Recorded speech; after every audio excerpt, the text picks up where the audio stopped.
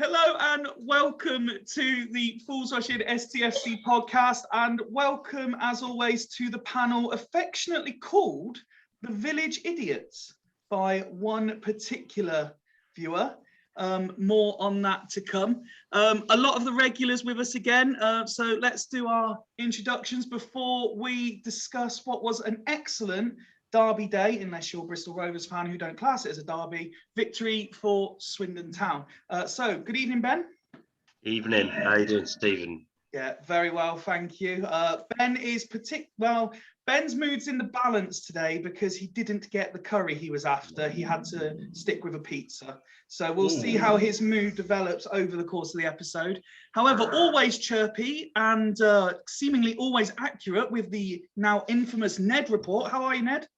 Yeah, good, thanks. Bristol Rovers, what was the word you used for them? Shit. Rich is with us. He made it safely back from Bristol. How are you, pal? Yeah, good, thanks, mate. How are you? Yeah, very good. As always, here to make sure I steer the ship correctly, my co-captain for the episode, Woody's here. Evening. Be all right? Evening. Very well, thank you. And last but certainly not least, Warren is with us as well. How are you, pal? Yes, very good, thank you, chaps. How are we doing? Very well, thank you. So, only one place to start, really. Victory in the derby. Rich, you were there. Let's start. Tell us about the atmosphere. Yeah, incredible atmosphere. I mean, we've always brought a great attendance away from home. We have done for every game this season, and it didn't change this weekend either. And especially for a derby, it's just absolutely brilliant. The result was fantastic. The performance was fantastic. And the limbs were just absolutely incredible. and taking the atmosphere to one side, obviously it's a great victory. In terms of the performance, a lot of people praising it overall. Were you happy with what you witnessed? Yeah, absolutely. I think Ghana had that game to an absolute T, especially when Barton was calling him out, saying that Ghana could learn a thing or two from him. But yeah, no, we absolutely played them off the park, really. I thought individually there were some fantastic performances out there.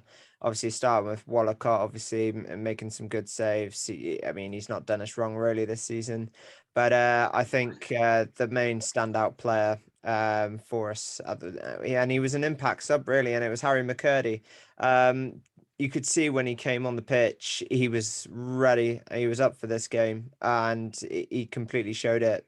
Not even a minute into being introduced, and he got an assist, won the penalty, and scored a goal.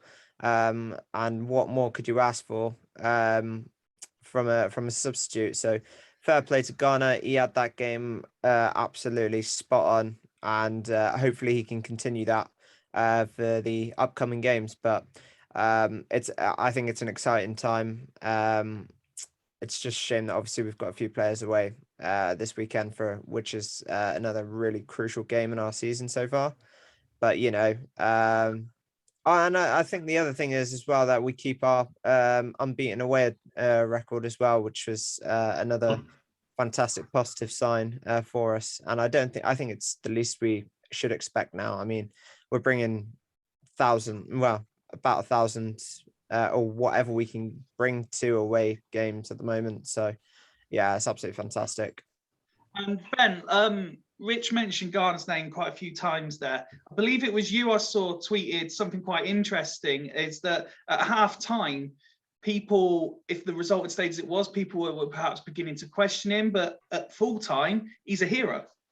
Yeah, well, I was kind of one of them because before the game, the pre-match press, he says everyone's available, everyone's fit, and everyone's good to go. And then the team selection came out. And, there was some interesting choice selections. There was interesting players that were omitted entirely from the squad. And the first half, the way it panned out is the way that every single game this season needs to have panned out. and other teams were posing us questions that we couldn't answer. Bristol City were quite deep and defensive, and though we were getting, in and about their box, we weren't scoring goals, and we let them score one. And our record is 1 goal per game, so the best we were going to hope for was a draw, and nothing was changed. And at the end of the day, the big difference, was Harry McCurdy. And we've missed him over the last few weeks. No doubt, if he came off the bench against Colchester, we would have been a bit more penetrative. And he did that again on Saturday. He rescued us, and he's going to be our main focal point on the weekend. So I think people were going to start getting a little bit tired of Ghana not actually overcoming the same issues week after week after week. And that was great. But we won 3-1 in the end. It was a comfortable win, so everyone's happy. So we did, and aside from the obvious, a derby win and 3 points, it was a very valuable 3 points when you look at how the league structured as well, wasn't it? Yeah, massive, absolutely massive, especially going into Saturday. If we'd lost today, if we lost on Saturday, going into the Forest Green game with 5 of our best players out, I think the mood would have been a lot different. We would have been looking over our shoulders. We'd have been mid-table and going, we could be like 16th, 17th by the end of the Forest Green game. But now, the whole mood, the attitude to it, we've done really well, and we've done really well with a majority of those big 5 not featuring that much, or not being that much of a big influence on the game. So we can go into it with a little bit more confidence, and a terrific away record. 3 wins, 2 draws out of 5 games is brilliant. No, absolutely. And Ned, as we alluded to in the intro, on last week's episode, you described Bristol Rovers in less than favourable terms.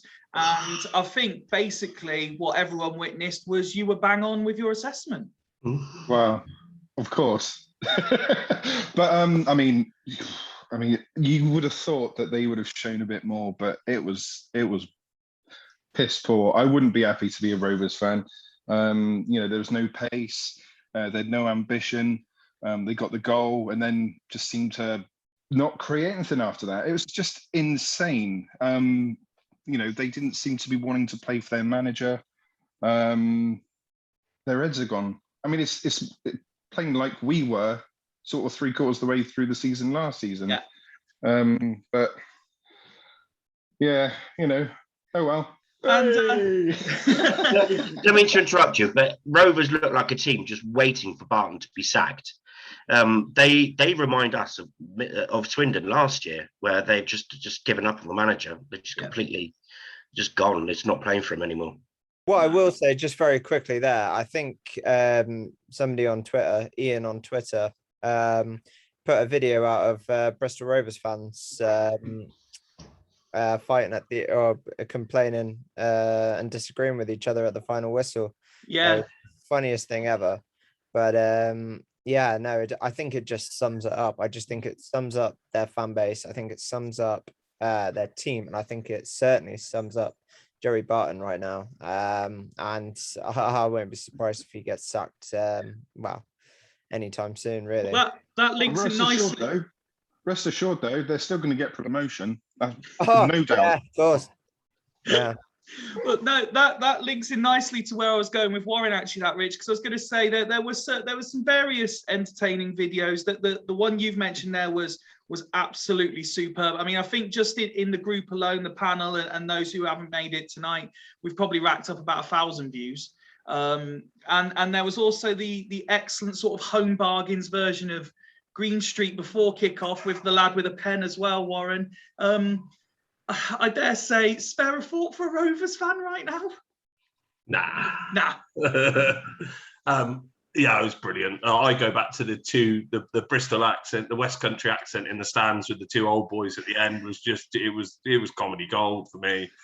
It was brilliant. One of them was going. It was just slating Barton, and the other one was trying to defend Barton by slagging off Garner. And I just thought it was absolutely brilliant. And I think you bold-headed prick come into it or something like that. I think it was. I was just thinking, how can you blame Garner when Barton's had the chance to come in? He's put his imprint on it. He's brought the players in. and they've just not performed for him, and he's not doing it right. Fair play to Garner, because he could have quite easily got involved in a slagging match. It could have been quite easy for him to do it, but he let his coaching and his way do the talking in the end. And he just said, like he said in his interview, he prepared like it was any other game. And he said, look, you ask the players, if they don't think I prepared the same, then they'll tell you. But he was inside, he must have been absolutely loving it. And I've never seen him celebrate so like he did, especially for the third goal for McCurdy. He was jumping all over his backroom team. And yeah, fair play to him, because he deserved that, especially after the week. I think Barton wanted him to give some needle back. I think that's what it was all about. There was also something in the thing there, they said that the players had to walk to the stadium. Was that correct? They didn't let them into the ground, from what I heard.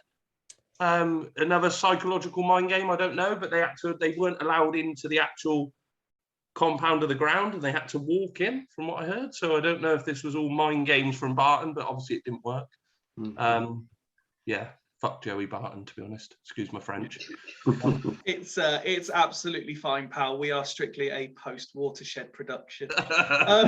Woody, let's bring you in, because in various guises, obviously we've discussed Ghana there, and I think a lot of the fans said afterwards it was as big as it was for us and for the team in terms of league position, everything else.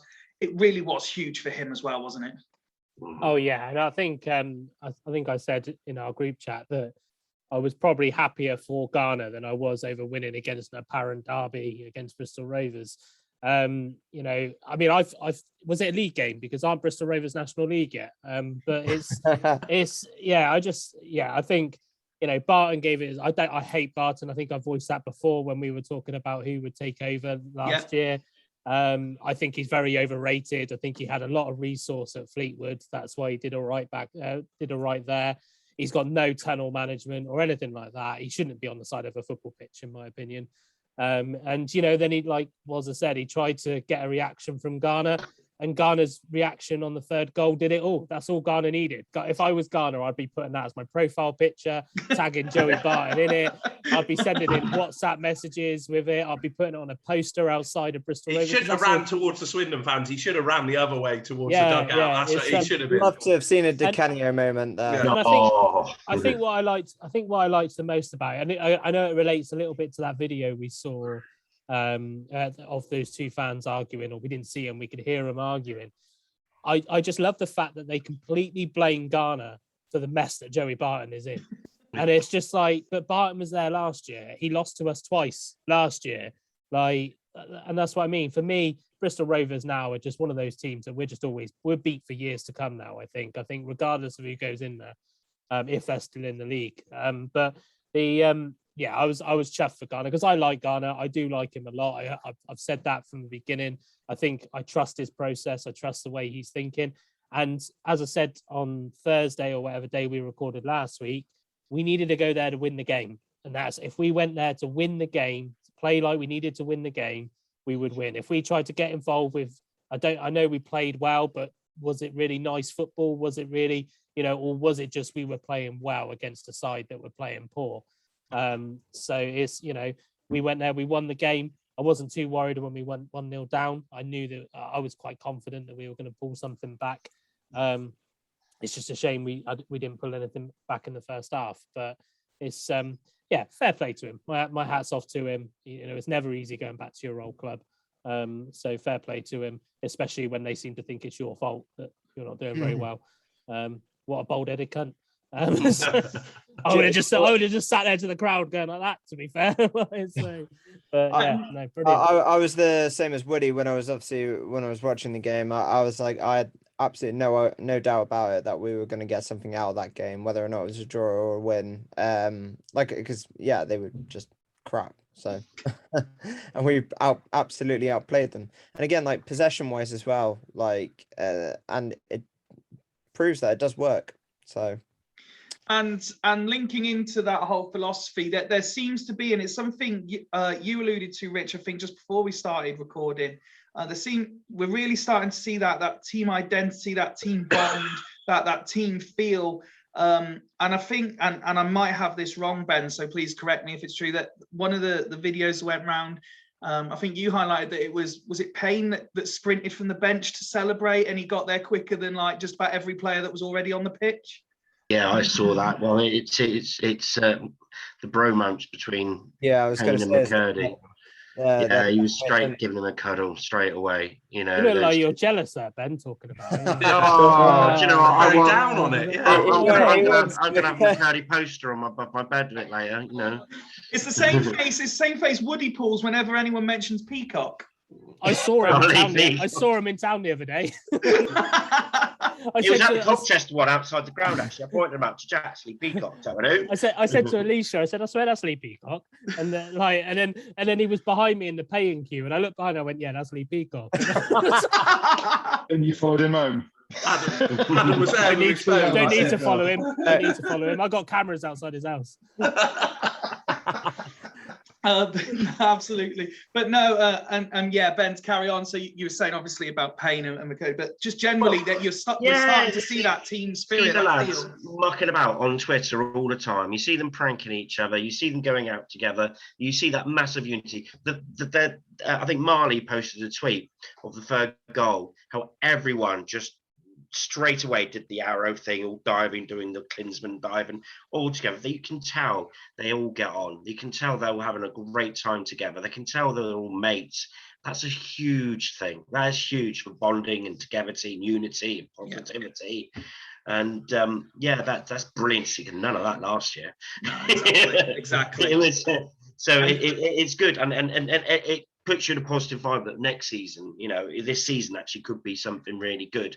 If this builds and builds, but obviously we'll wait and see what happens there. But yeah, the unity of the team and the togetherness of the side, when it's just shoved together all in the last minute, unbelievably good. So you've got to praise the management for that, and you've got to how they've managed the team, and you know they work for each other, but they certainly live and have a good time together too. Ben, your curry's done, mate. So, someone's put the bleeps for the foul language in completely the wrong place. There's a phone somewhere that, you know, the house phone's short battery. So someone on a cushion or something, there's a phone, a house phone that needs plugging in. That's what it is. So if we turn attention away momentarily, at least, from what was a wonderful day. It has only been a couple of days since we last recorded, but the one bit of news really that's come out since is the fact that we now have official headphone sponsors. We've gone from not being able to have any sponsors for anything to literally having sponsors for stuff we didn't even know we wanted sponsors for. Rich, as probably the most trendy of all of us, what's your take on headphone sponsors? Do you know what? I would buy those headphones if they didn't have the Swindon logo on them, because they actually look pretty decent, to be fair. If they didn't have the Swindon logo on them, I'd have them in a heartbeat. Well, to be fair, I've still got my Dr. Dre beats, so I'm actually pretty okay. But Beats by Dre, not Dr. Dre Beats. Oh yes, clearly I've gone with the wrong person, because Woody, who was automatically offended he didn't get picked. It was more because he gets a whole section of the show to himself in a minute that I went to someone else. He has to pull you up for getting the branding wrong. Dr. What? Dr. Peppers. Oh, that's it. So, Warren, just watch the Super Bowl halftime show, and then you'll know. Okay, cool. Perfect. So on a wider note, where do we think this is coming from? I mean, we've all said for a few seasons now that obviously the old regime, there was no effort, there was no anything. But how has it got to the point that we've got official headphone sponsors? And, you know, what's next? I think to be fair, it's that keyword that you mentioned, is the effort to go out and get them, and just exploiting every opportunity you can. I mean, Warren will know he's had to do fundraising for teams before as well, the same as I have. You know, you could go, you can get your bloody water bottle sponsored. You can go get this sponsored. You know, I think, and that's just the winning. And headphones, I think it was a genius move, the headphones, because it's like you say, it's an on-trend topic. Everybody loves a pair of headphones. Kids are going to be, maybe, I don't know if they're all got Swindon badges on them, but kids are going to be buying them, like, regardless. Have you got a pair? £100. Yeah. Oh no, these aren't the £100. Swindon ones. These are just Yeah. some Sony ones. But they will fly up. Christmas coming up. They'll Yeah. sell them in the club They'll shop. fly. They'll fly. They will. Yeah. But and I just say I think it's great that there's the effort that has gone out to local businesses, even national businesses to a certain extent. I think we got the big one at the academy, and we with is it Hydrate? I think they're called. I was in the club last week in for the gym session for my ladies, and they had all of the Hydrate stuff has started to arrive, and I'm just like, the amount of money these companies are willing to pay to get all of this stuff, and it just shows it's that effort rate. If you're going to give something back, which it is Danny Lee that's looking after it, isn't it? You kind of have to take your hat. You have to take your hat off to him a little bit, because he's doing some really good work behind the scenes. It only comes from the positivity that's around the club, though, doesn't it? Massively, Yeah, because you can't sell it if the club's in turmoil. Like last year, you fought for. I know Kay and Adam Wainwright personally, and I fought for him a couple of years ago. I'm thinking, you're trying to sell something that's people just don't want to be a part of. Do you know what I mean? So me and my dad used to sponsor a lot, and you just didn't know where your money was going. You couldn't see where it was going. Do you see what I mean? And that's where it kills that businesses don't want to be involved. But now, when you can see where it's going, you can see where the club's going, there's a vision, businesses want to get involved in that, and they see the positivity, and it puts their name out there against a positive frame. So it's all good. And that's an interesting point, actually, Ned, isn't it? Because we spoke, if you go back, I don't know, a month or so, we said, look, there's this real feel-good factor around the club, the takeover, a decent start to the season. Could that feel be maintained? And it actually appears to have, we're now a couple of months into the season, and there's still that enthusiasm around the club. There's still that buzz. And that's why these things are happening.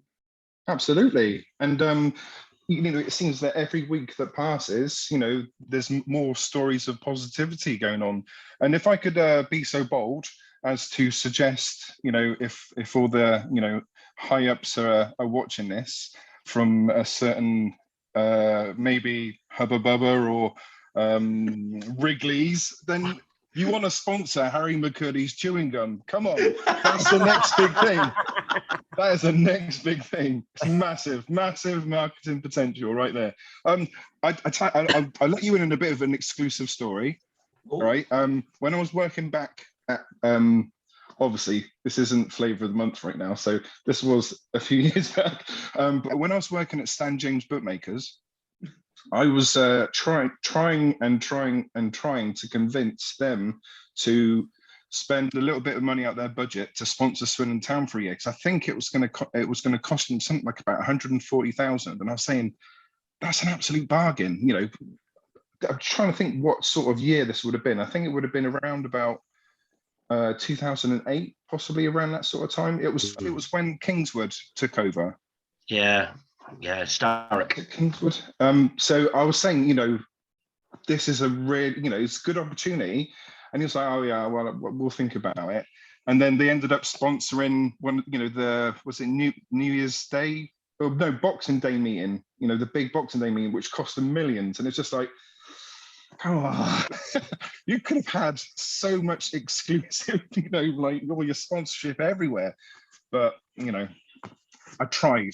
I think betting companies are always cautious below the Premiership, because kids can't wear their logo on the front of their shirt, so they don't get it on all of their shirt sales. I think sometimes they're probably a bit skeptical about that. Possibly. So it's the same as why Carabao put all that money into Chelsea, but they never actually sponsored Chelsea as the main sponsor, because they knew that kids couldn't buy the Chelsea shirts with Carabao on them. So 50% of your fan base isn't wearing your logo. All right. Was that the case years ago? Was it? I didn't know if that was, because I swear I remember seeing kids wearing like Liverpool shirts, like Mansion and stuff. That's the betting company as well, isn't it? So I can't remember when it came in. It might have been after 2008, but I definitely know that. I remember when Carlsberg had to remove, because they had to do it first of all for the UEFA, didn't they? For the UEFA, because you couldn't advertise in Europe. But then I'm sure it was a couple of years afterwards that they weren't allowed to have Carlsberg on the front of any youth size shirts. The Norwich Bulls up at the start of the season with the sponsor. I seem to remember something like that happening at the start of the season. They had a betting company and they had to quit. Yeah, that's right. Yeah. So there we go. I know that's not flavour of the month at the moment, but apologies. We In always fact, enjoy a good Ned anecdote. I mean, also, I just want to. I know this is probably a little bit controversial as well, but I just want to stress that Please no. the supporters club, I think it was, who was saying about, oh, we don't want to get a betting company involved. With the sponsorship, we don't think it's a good thing, blah blah blah. Which I understand, but at the same time, Arkle sponsoring the North Stand. Do you know what I mean? For me, it's either all of it, or you can't just specify which things you should and shouldn't sponsor. It's a valid point, to be fair. Because I just thought that was a little bit, I know there's, well, yeah, absolutely double standards. And, I'm quite a good person to speak on this because I've had a gambling problem. I haven't gambled for a good few years now, but, I understand how having a problem like that can really affect you. Yeah. Physically, mentally, everyone around you. I absolutely understand all that, but alcohol does that as well. Do you know what I mean? So just a little thing I wanted to say there. And I think if they're going to make that point, let's go whole hog and get rid of the alcohol sponsorship as well. That's my opinion. Either one or the other. Can't just pick and choose. I have to say, firstly, it's a very valid point, and secondly, thank you for obviously expressing so openly about yourself like that as well, because it does bring home points like that. Thank you. Feels like a session now. This is only going to the internet, Ned, so it's just you and us and the world. You and our 71 viewers. You're okay at the minute though, Ned, because no one on Facebook can watch this. Yeah. I'm happy to talk about it, open and honesty, that's the way forward. Yeah, good man. Woody, it's that time where you get to shine and tell us all about Swindon Town Women and fancy Premier League updates and all the stuff. Fantasy Premier League, not with Woody. I mean, before you get into it, I just want to say, not just to you guys, not just to Swindon fans, but to fancy Premier League players across the country, you can thank me for Ronaldo being on the bench, because after 2 weeks of saying I'm going to play my wild card, I actually did put him in, and Ollie put him straight on the bench. Did you captain him? Warren was wetting himself when I said brilliant. Typical. And then, like so many of us said, yeah, I've done it as well. I've done it as well. I've done it as well. Yeah. Ben was one of them as well. Yeah, I know. I got Ronaldo in, and since then he's been crap. Off you go then, Woody. It's your time. I resisted Ronaldo and on top by a good 50 nearly 50 points. What happens when you do a bench boost and then Visser, who we've never heard of for Brentford, scores a goal? He scored last week. He scored the other week as well. He scored the other week as well. But to be fair, even at the bench boost has actually screwed me over because Alonso didn't start. Alonso didn't play, so I would have had Wisser in my lineup anyway. Wow. But it was Vardy and I can never pronounce his name. The lad up front for Wolves, Wang. It was those two that did it for me, and then Son. I think he's Son as well. So so I don't think anything's actually changed standing wise. So I'm still bottom then. No. Gary's bottom. Gary that we never see. Oh, one show Gary. Yeah, one show Gary. That's Gary. He gets involved on the WhatsApp, though, doesn't he? Yeah, he loves the WhatsApp, particularly when it's not Swindon Town related and more someone's doing something stupid. He loves it. Yeah. So Gary at the bottom. Fifey, you're second from bottom. Right, so I'm technically bottom. No. Hashtag one show. Then Ned, then Ben, then Wazza in fourth, then Rich, then Kieran. Kieran did well because he was managing his team from miles away. But then there's and then myself, and then myself at top. So happy days. And what's so you said that you're top by about 50 points ish. What's the gap between you and one show? Oh God, that's quick maths. 140? Yeah, 140 points. Close then. 140 points. Wow. Yeah, but have you seen I sent it around in the chat. The guy who's at the top is like of the 500 country. or something. Yeah, man, these people are weird. They live for this, I think. Got no line. But yeah, Start calling Gary Adrian Charles. On to more important matters. I believe the women's game got postponed, but something we alluded to a couple of weeks ago is on the horizon. Yeah, so the women's game against Maidenhead was postponed due to Orlog pitch. The development team still played. They won 1-0 against Rome. And Isn't that your team? no, development's not my team. No, under 16s is my Sorry. I was going to say, why is Rich having to tell you who you beat? team. We're funny enough, my under 16s are playing Froome this weekend. Oh, okay. The development are playing Bristol Rovers, and then the first team have got a little matter of Oxford United at Oxford City this weekend. So it's going to be a tough game. It's a cup game.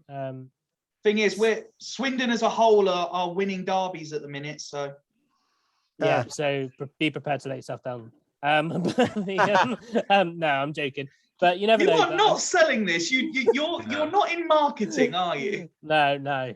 It'll be a hell of a game. It will be a hell of a game. But we are going to have to be on our top. You know, I think we picked up another injury on Sunday as well before we'd even played. So it's but yeah, so it's it'll be a very interesting game. But you never know. You never know. Sometimes teams that don't have the best starts will sometimes absolutely annihilate oppositions. And then they've just been drawn against in the FA Cup as well against a team Long Levens, which are up in Gloucester. So hopefully that should be, they're only county level, so hopefully that should be a win the week before we play at the county ground. So yeah, but Oxford City Stadium against Oxford United, it will be a good game regardless. So if you are in the Oxford area, pop on down. It's a good facility, Oxford City as well. It is a good They got some goals. They sell curry. There's a good curry house not that far from it. Oh, is there? Yeah. But is it as good as the one that's round the corner from Ben's that isn't open on a Monday? Quinton Spice. The microwave. Quinton Spice advertising. Go Quinton Spice. They'll get me. Ben's now working on getting us some sponsors. We do need it. We do need it. We could do with some production budget. We can do one in Quinton. You come up my way. We'll do a production in Quinton Spice. Yeah. Sat there all eating curry, doing it live. Well, let's turn attention back to the men's team then, and if we're all still relatively happy from the events of last weekend, there's no small matter of a game this weekend, live on the telly. Ben, I will come to you first. What are your thoughts ahead of it? Well, this game. Yeah. I because we did a good performance the other day. The performance was quite good, and a lot of the players that performed quite well are not going to be on show. I think it's only Kessler Hayden I think we're going to be missing that actually performed quite well the other day. I'm hopeful. I'm not overly confident because we're away to top the league, but I am hopeful that we'll be all right. We're playing against top of the league. We're missing 5 of our better players, so it's going to be hard. We're going to be way for thin on the beat and on the bench, so we're going to need a lot of luck to go our way. I'll take a draw easy. I'll take a draw, especially after the win the other day.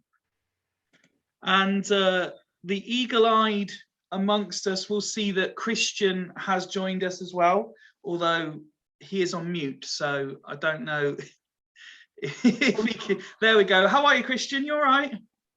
Yeah, good, thanks. Yeah, just popping in to say hello. It's been a few weeks since you've been able to join us, so welcome back. We're just discussing Forest Green. Who? Cheltenham's rivals. Is that a pre-season friendly or something? What are we playing them for? Yes, Cheltenham's local rivals is who Swindon play this weekend. I'll go back in later.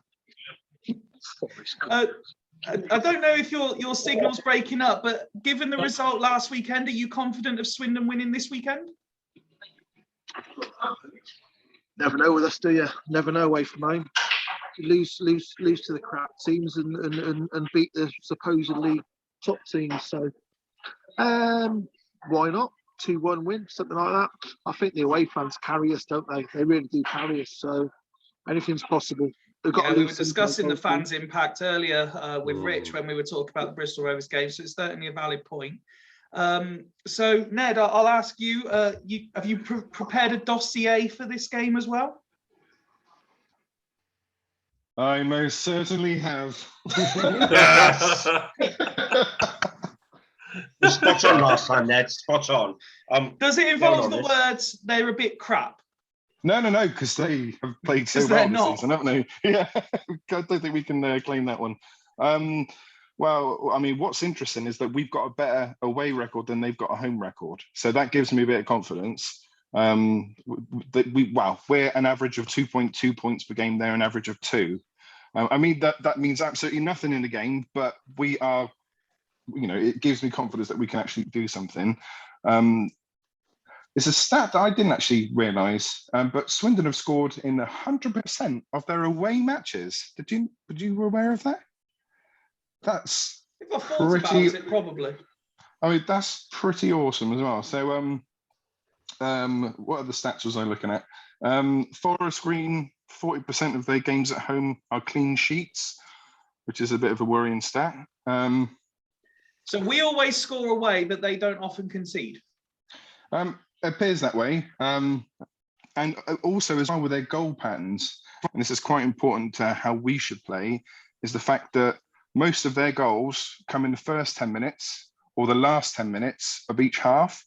So it's imperative that we're professional, focused, disciplined, and also kings of the old shithousery as well. Do you know what I mean? So we need to be on it from minute one, and especially leading up to half time. And then when we come back out on the pitch again, we just need to be on it the whole time. So pretty much the whole game, Ned, pretty much the whole game. Well, 20, from 10 minutes through to 35, relax. It's just, obviously they must, I mean, I haven't watched them play a huge amount this season, but what you would imagine is that they, what's the words I'm looking for? Try and overrun teams early. Yeah, shell shock them, like they're like rabbits in the headlights in the first 10 minutes or something. But I mean, it's just, we need to be on it, and it's all about us. If we can, as Woody said about Bristol Rovers, if we play our game and we don't, we fully focus 100%, we should be able to do something in this game. I'd look at some of their players, the Danger Men, Jamil Matt, Nicky Cadden, Kane Wilson, Ben Stevenson, and Matt Stevens. They're honestly, some of the stats, I mean, I was looking through them again, it's just absolutely incredible. But, I think the key thing is that we need to be fully focused from minute one. There isn't, we don't turn up for the first 20 minutes. We need to be on it straight away. But yeah, I don't see no reason why we can't come away with something from the game. I think if we can keep it 0-0 in the first half, there's every chance that we can either snatch a 1-0 win or possibly, maybe 2-1 or something. I think there'll be probably one goal in it, but okay. I think 0-0 half time, and then maybe 1-0 or 2-1. Come on. And Rich, I'll come to you next. And we've got two kind of points intertwined here. We've got the bit about the international call-ups having effect on available players, and then the bit about because it's on Sky, meaning it can't be postponed because of it. Are we reluctant to use it as an excuse, or do you think it's one to throw out early? I personally think, from what I've read about Garner's thoughts on it, apparently he tried to get the game postponed. Now, whether or not that's true or not, I'm not exactly sure, because he's always said, because he was expecting these call-ups as well, that this was always going to be played. Now, obviously, with the whole Sky situation and everything like that, I wouldn't have been surprised if Sky did say no. But apparently, there's been things in the past where teams have had a free pass and been able to postpone it. I think Ghana wants to play the game. I don't think he ever really wants to take a break. I mean, unless we've got a few games piled into one like we would have done last season, I think he probably would have done. But I think in this situation, in this scenario, we've got a week to prepare for the game. We've got enough numbers, we've got enough players to be able to cover us, and every player that we've got in our team has got some caliber in them. And I think it was good for McCurdy to have the game that he did have on Saturday, because that means maybe potentially he could be a starter now for Saturday and for this Saturday coming, which is obviously a huge game. So it's good that he's got options now, and he doesn't have to rely on his normal starting 11, and he can give other players a chance now. Obviously, McCurdy's been in and out of the squad. Obviously, he has had injuries and things like that, but you know, I mean, after that performance, people have still got to remember we've still got the likes of Payne in our team. We've got pretty much a whole centre half. We've got obviously Rob Hunt, who's experienced, who hasn't really had a look in. He came on briefly at the weekend.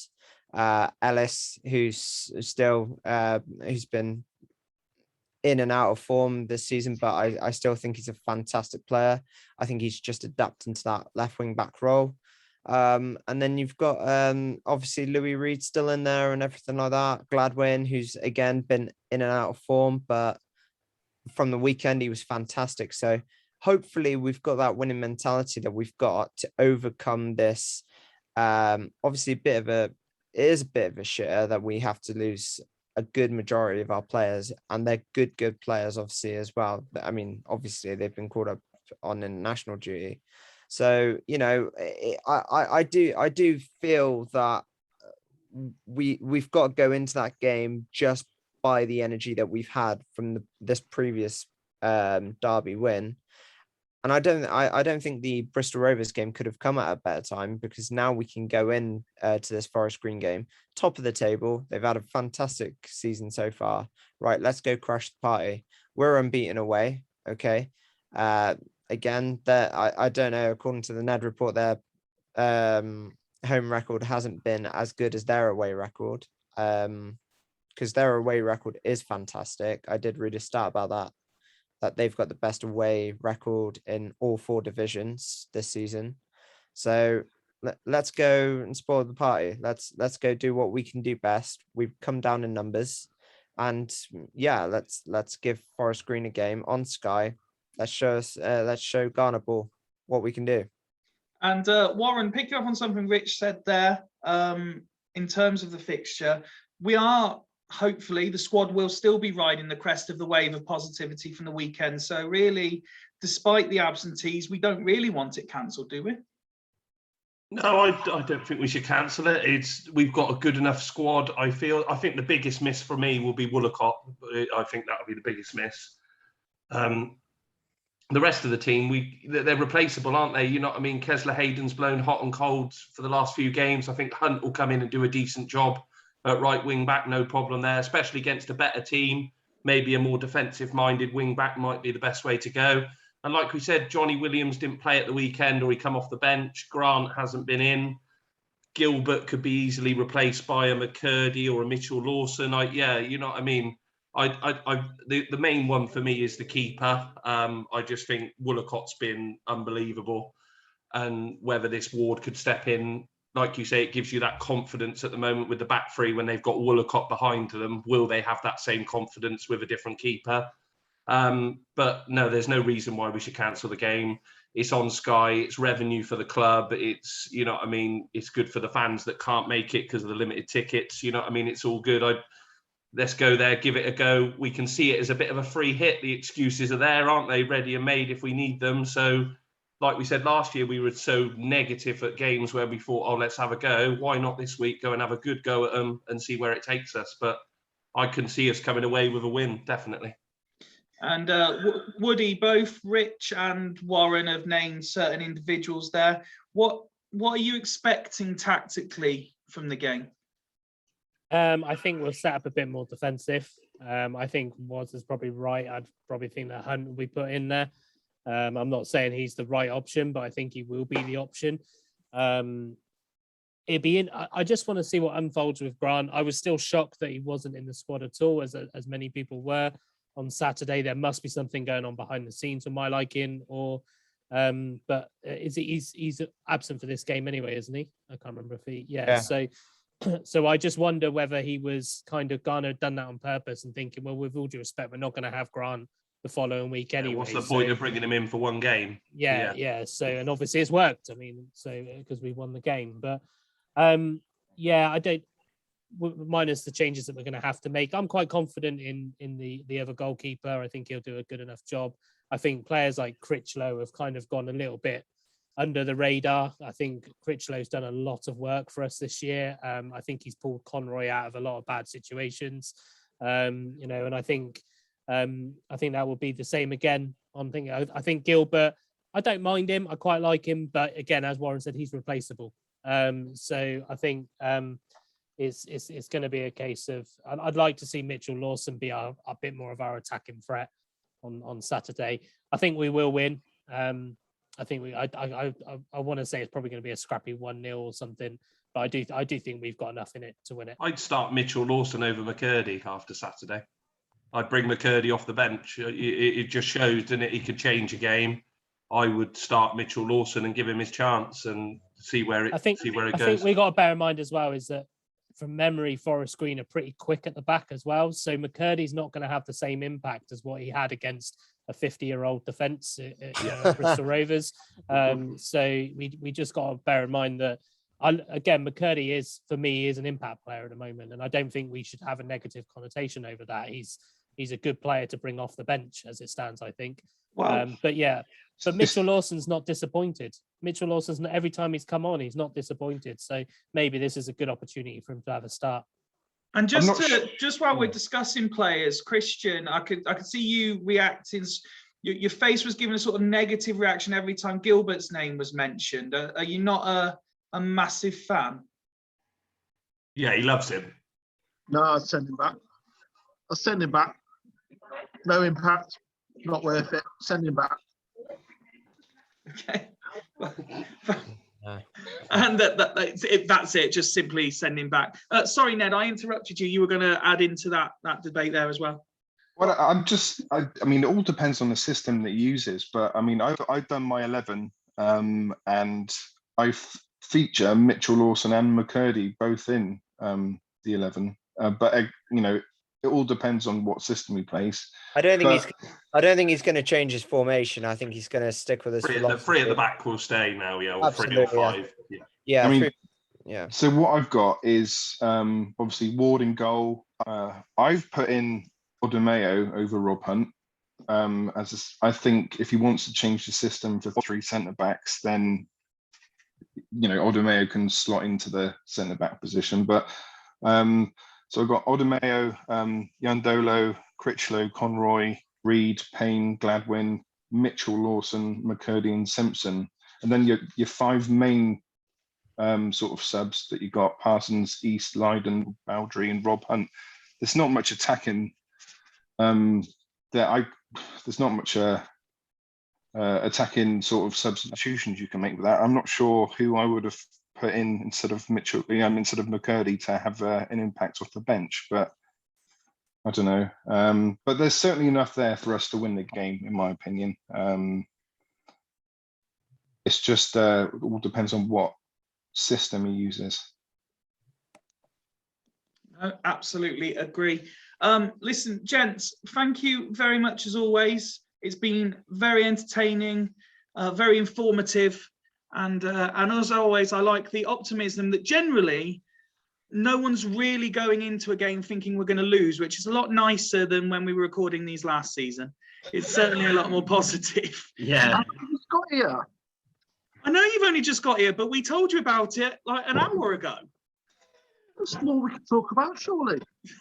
Well, I'm sure there's more we could talk about, but I could also see that you're drinking, so it's probably best that we don't record whatever you want to talk about. Mate, I take a sip every time you talk shit. I'm on the 6th point now. And on that note, I'd like to thank anyone that's watching or listening. As always, get in touch if you'd like to be involved. Until next week, from everyone on the panel, see you later. See you, folks.